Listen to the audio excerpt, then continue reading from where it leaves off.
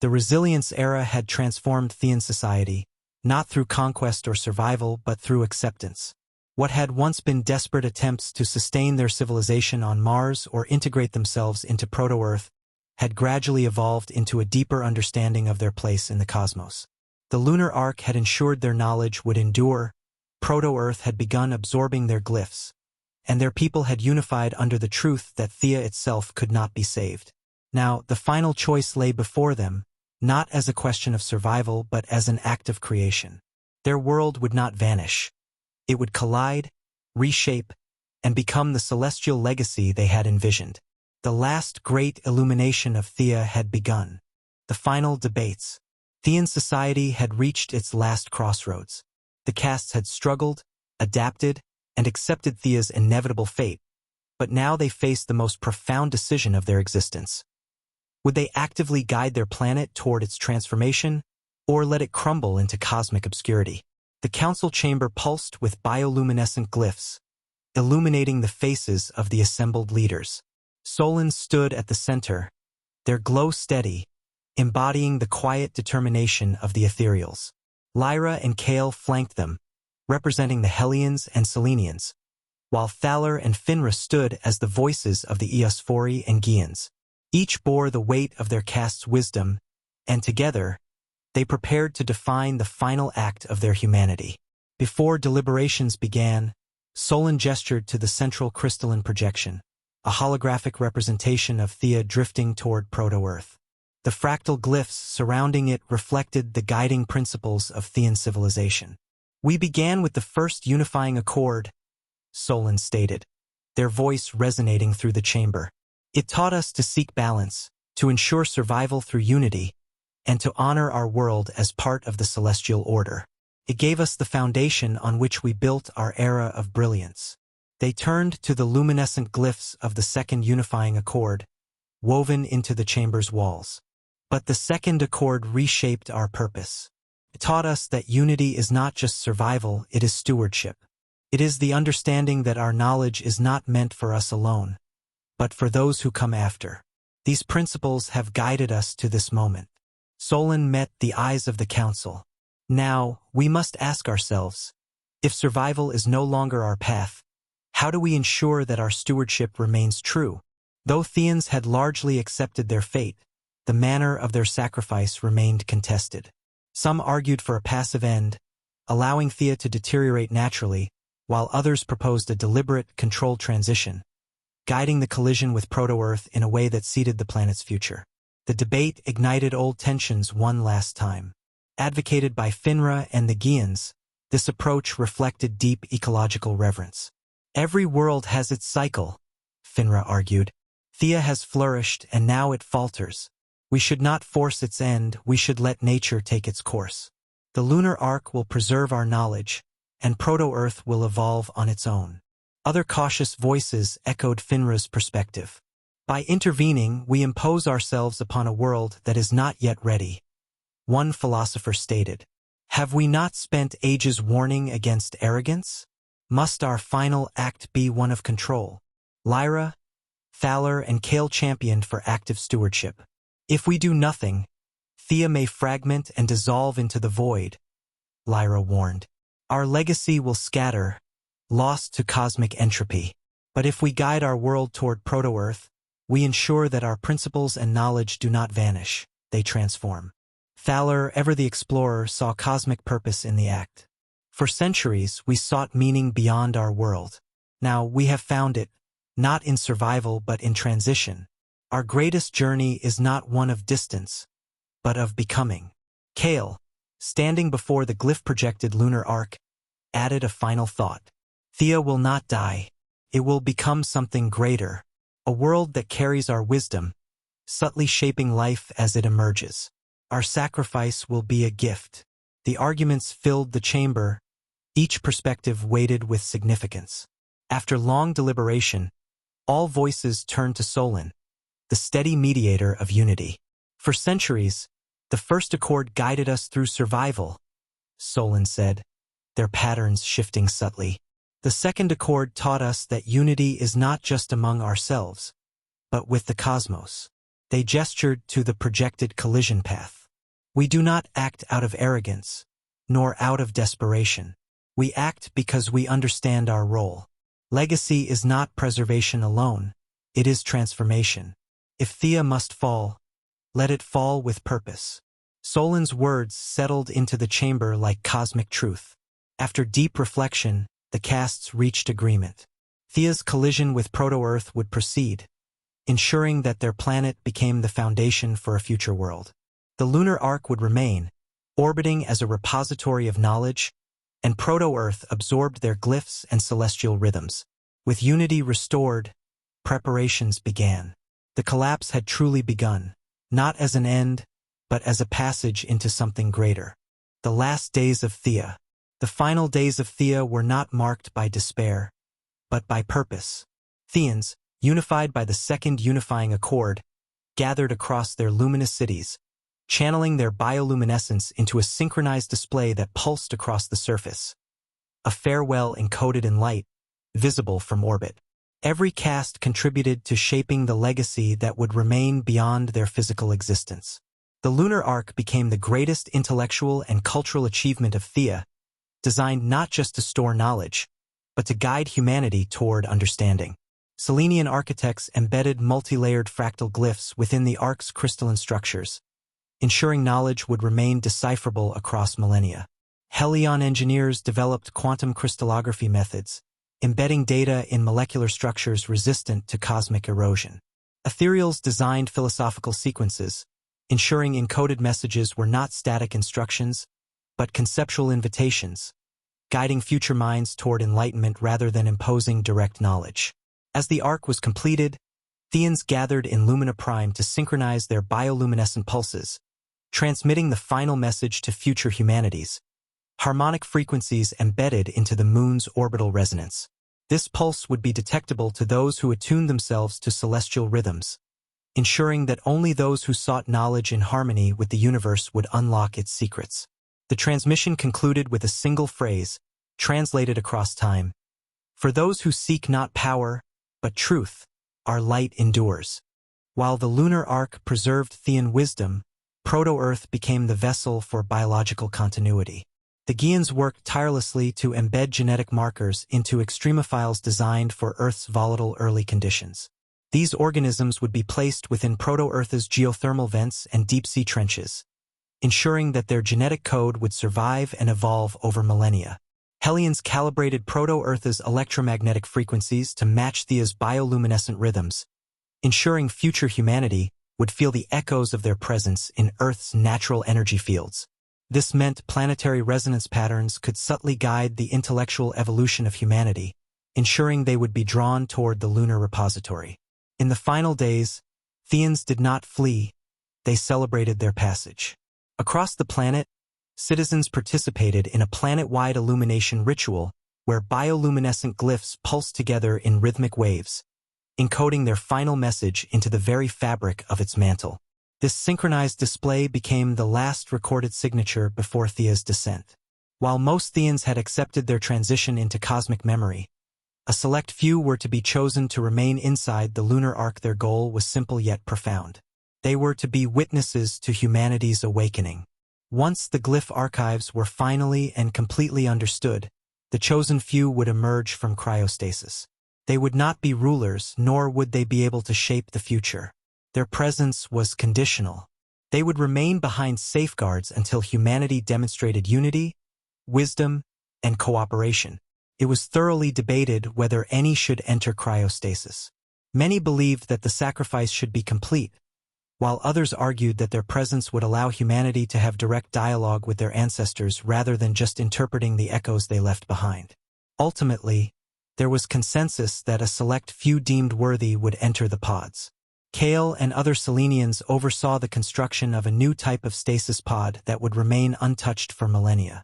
To go along with the Selenians' new pod design, the Helions used quantum stasis technology to prevent the degradation of those chosen. The selection process was led by the Ethereals. It was important that the chosen were the embodiment of wisdom and patience rather than authority, and only the ones that demonstrated absolute commitment to Theian principles were permitted to enter the pods. Complex, multi-layered conditions were designed to ensure that the chosen few did not wake up prematurely or interfere with humanity's natural evolution. The cryostasis vault would remain locked until humans surpassed the necessary thresholds. No shortcuts existed. Humanity would only unlock the chambers once they were truly ready. The requirements were designed to test humanity's worthiness. The first requirement was the recognition of the lunar glyphs. Humanity would have to prove capable of decoding the first unifying accord and demonstrate an understanding of balance and cooperation. All of humanity would have to exhibit social, scientific, and ethical unity as well. Access to the vault was restricted so that only a human with Theian DNA would be able to open it and wake the resting survivors. As the pods sealed, Kale stood before them, the last farewell spoken in glyph sequence rather than words. The final message to those who slept given as rhythmic waves of their bioluminescent flickering. "You are not saviors," Kale said. "You are not rulers. You are guides, silent stewards waiting for the moment they prove themselves worthy. If they fail, you remain. If they rise, you are awakened." The vault closed, the pods dimming into deep stasis. Kale remained outside, watching as their people entered a sleep that could last for millennia, perhaps longer. When they finally turned away, they understood. Theians did not perish, they simply waited. As their final preparations were completed, the last transmission pulsed across the stars. One final harmonic signature embedded within proto-Earth's skies and the lunar arc. Then the moment arrived. The execution. When the Theians encoded their final transmission into the lunar arc, the ethereals ensured that the first unifying accord, their foundational glyph sequence, would be humanity's first discovery once they could decipher the glyphs. Inscribed in the first layer of the arc were the core principles. The inscriptions were simple in concept but mathematically complex, and required a deep comprehension of balance, cooperation, and celestial harmony to unlock. Embedded within this sequence as well were harmonic frequencies that matched Earth's natural resonance and would subtly guide humanity toward the discovery of the glyphs. The accord was not a rigid commandment, but an open-ended philosophical framework. It was a cosmic invitation, not a directive, designed to inspire introspection rather than force obedience. The first decipherable glyphs would read, "Unity is not imposed. It is achieved." Any human that had the ability to recognize and interpret these principles correctly would determine how much further they could progress toward unlocking the deeper layers of Theian knowledge. The harmonic patterns of the first unifying accord were not just within the arc, but subtly within proto-Earth's seismic rhythms. These echoes would ensure that humanity felt Theia's presence long before recognizing it. The resonance of these harmonic patterns would align with what was left of Theia in Earth's mantle as LLVP formations. The sacrifice was not just physical, it was intellectual, emotional, and philosophical. Lyra understood this better than anyone.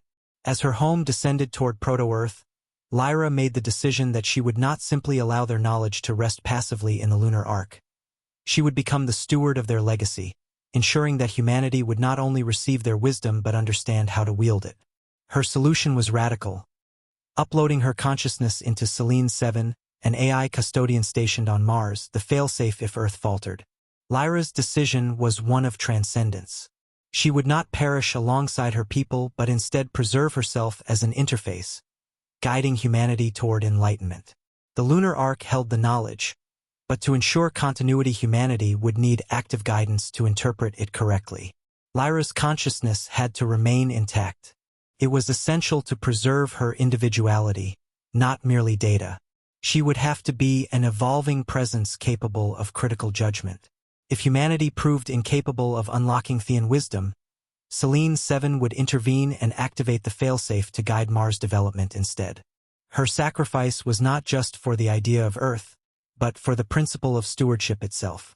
This was no ordinary technological feat. Lyra would not simply upload herself, but integrate into the system, ensuring her intuition, moral reasoning, and adaptability remained intact. Through fractal consciousness encoding, her mind was structured into quantum crystallographic glyphs. This allowed her consciousness to exist not as a rigid program, but as a fluid, evolving entity. The AI matrix did not merely store Lyra's thoughts. With multi-layered cognitive storage, It allowed her to grow, question, and refine her purpose over time. Her neural rhythms were mapped to Theian harmonic frequencies through harmonic interface calibration, which ensured perfect synchronization with the lunar arc and the LLVP within proto-Earth. As Lyra's consciousness integrated into the Selene 7 system, her physical body dissolved, her bioluminescent patterns fractalizing into raw data streams. Her last words to the remaining Theians were, "We do not abandon them. We guide them." Lyra did not die. She became the bridge between past and future.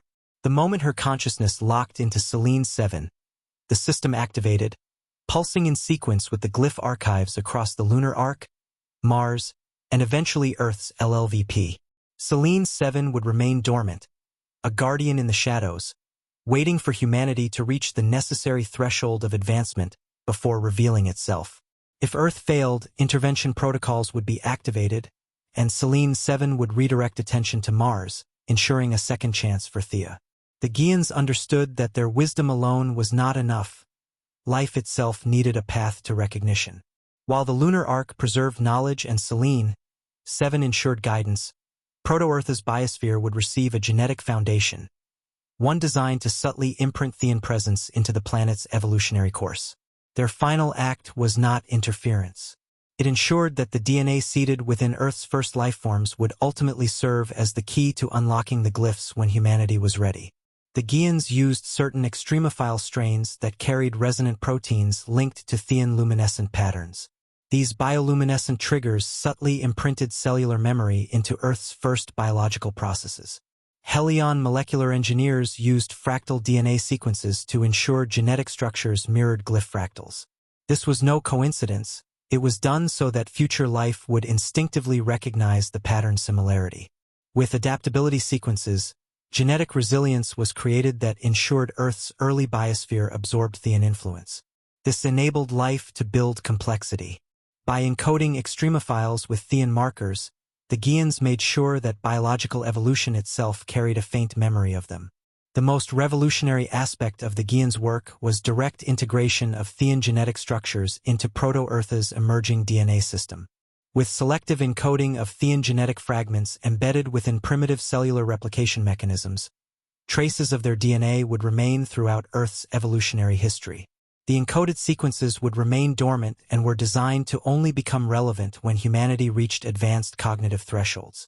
When the necessary neurological development was achieved, humanity's DNA would resonate with the glyph harmonics. This was the key to deciphering the lunar arc's embedded wisdom, and humanity itself carried that key, ensuring that no external forces could dictate when and how their awakening occurred. Beyond genetic encoding, the Theians ensured proto-Earth's biosphere remained self-sustaining by setting natural conditions that would allow life to flourish. Proto-Earth's magnetic field was calibrated to shield biological development while carrying faint harmonic imprints of Theian planetary frequencies. Through geothermal energy regulation, early volcanic activity was subtly adjusted to stabilize planetary temperatures and prevent chaotic swings that might hinder evolutionary progress. The Theians also calculated the optimal continental drift.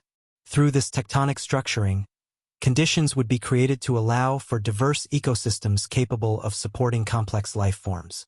Each element reinforced Earth's ability to sustain life, thus ensuring Theia's biological influence remained without disrupting natural evolution. While they would not dictate Earth's future, they had seeded the potential. They had ensured that humanity's own biological essence carried traces of their civilization. When the time was right, human DNA would awaken the glyph archives, making the recognition of Theia an inevitable discovery, rather than a forced revelation. The calculations had been flawless, but in the final moments, physics alone was not enough. The collision required a last act of precision, an adjustment that only Thaler could make. If the angle was off by even the smallest fraction, Theia's remains would scatter or destabilize proto-Earth rather than creating a moon. Thaler took his position aboard the Celestial Hand, the last stabilization vessel still in orbit. Outside his viewport, his world was descending, the fractal glyphs pulsing in synchronized farewell, the luminous cities vanishing into the embrace of acceleration. His hands moved methodically across the controls, initiating the final synchronization sequence. The synchronization sequence ensured that Theia's impact trajectory remained at a precise 45-degree angle to seed Earth's moon rather than obliterating proto-Earth. The energy pulses from the Dyson swarms continued guiding debris toward cohesion instead of dispersion. Finally, the velocity harmonics aligned with proto-Earth's rotation to stabilize the forming planet's axial tilt. Though he had executed countless orbital maneuvers in his lifetime, this was different. This was the last one. The celestial hand had no return course. Thaler knew he would fall alongside Theia. As the moment neared, Thaler sent his last transmission to the lunar arc, where the remaining Theians watched in solemn unity. His words carried no regret, only resolution. We were never meant to last. We were meant to give. Let the fire of our world illuminate the path forward. Then, he initiated the final impact directive, triggering a controlled energy pulse from his vessel. The force nudged Theia's descent by mere fractions of a degree, but it was enough. The collision would happen exactly as planned. As Theia plunged toward proto-Earth, Thaler remained, watching the curvature of his world vanish into the approaching sphere below.